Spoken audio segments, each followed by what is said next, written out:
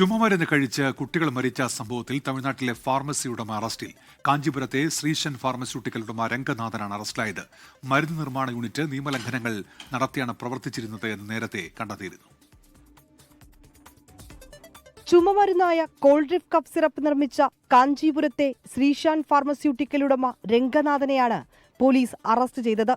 മധ്യപ്രദേശിൽ നിന്നുള്ള പ്രത്യേക അന്വേഷണ സംഘം തമിഴ്നാട്ടിലെത്തിയാണ് അറസ്റ്റ് രേഖപ്പെടുത്തിയത്. ചുമമരുന്ന് ഉപയോഗിച്ച മധ്യപ്രദേശിലും രാജസ്ഥാനിലുമായി 23 കുട്ടികളാണ് മരിച്ചത്. കാഞ്ചീപുരത്ത് പ്രവർത്തിച്ചിരുന്ന നിർമ്മാണ യൂണിറ്റ് വൃത്തിഹീനമായ സാഹചര്യത്തിലാണ് മരുന്ന് നിർമ്മിച്ചതെന്ന് പരിശോധനയിൽ കണ്ടെത്തിയിരുന്നു. നിയമലംഘനങ്ങൾ നടത്തിയതായും റിപ്പോർട്ടുണ്ട്. പിന്നാലെയാണ് പ്രത്യേക അന്വേഷണ സംഘം ഉടമയെ അറസ്റ്റ് ചെയ്തത്. മരുന്നുകളുടെ പരിശോധന കർശനമാക്കാൻ സംസ്ഥാനങ്ങൾക്ക് DGCI നിർദ്ദേശം നൽകി. ശരിയായ പരിശോധനയില്ലാതെ ഒരു ബാച്ച് മരുന്നുകളും പുറത്തിറക്കുന്നില്ലെന്ന് ഉറപ്പാക്കണം. മരുന്ന് നിർമ്മാതാക്കളുടെ ഗുണനിലവാര നിയന്ത്രണ സംവിധാനങ്ങൾ നിരീക്ഷിക്കണമെന്നും പരിശോധനയുടെ രേഖകൾ സൂക്ഷിക്കണമെന്നും നിർദ്ദേശമുണ്ട്. 24 ഡൽഹി. ലോകത്തെവിടെയായാലും ഏത് സമയത്തും 24 വാർത്തകളും ഓഗ്മെന്റഡ് റിയാലിറ്റി പാക്കേജുകളും എക്സ്പ്ലെയിനറുകളും വിശദമായി കാണാൻ ഞങ്ങളുടെ YouTube ചാനൽ നിങ്ങൾക്ക് സബ്സ്ക്രൈബ് ചെയ്യാം.